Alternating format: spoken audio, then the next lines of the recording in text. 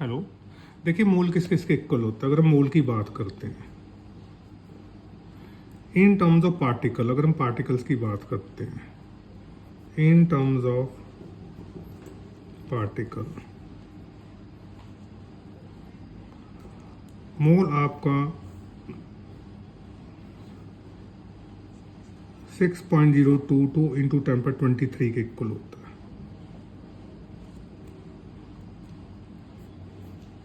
अगर हम वॉल्यूम के केस में लें तो वॉल्यूम में जो मोल होता है हमारा 22.4 लीटर के इक्वल होता है। 22.4 लीटर के इक्वल होता है। अगर मोलर मास की बात करें तो नंबर ऑफ मोल्स हमारा मोलर मास के इक्वल होता है।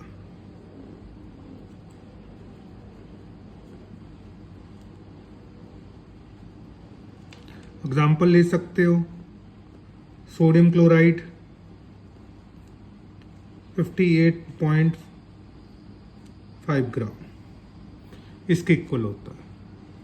इधर एटॉमिक मास के इक्वल होता है।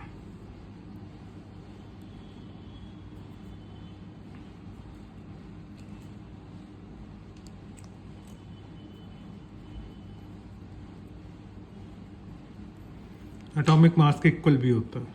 एग्जाम्पल सोडियम का मास 23 ग्राम है तो ये इसके इक्वल भी है। और देखो अगर हम बात करते हैं कि इसमें नंबर ऑफ एटम्स कितने होंगे,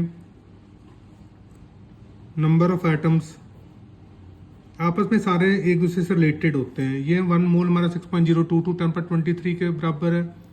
एटॉमिक मास में हम कहते हैं नंबर ऑफ एटम्स की किसके इक्वल है, 6.022 इंटू 10⁻23 इक्वल है।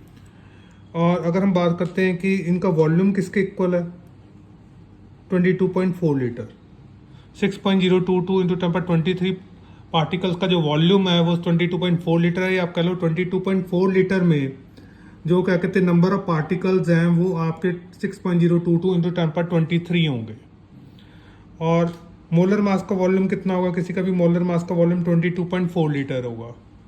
और अगर हम मोलर मास में नंबर ऑफ मॉलिक्यूल्स की बात करते हैं, नंबर ऑफ मॉलिक्यूल्स की बात करते हैं तो वो किसके इक्वल होगा,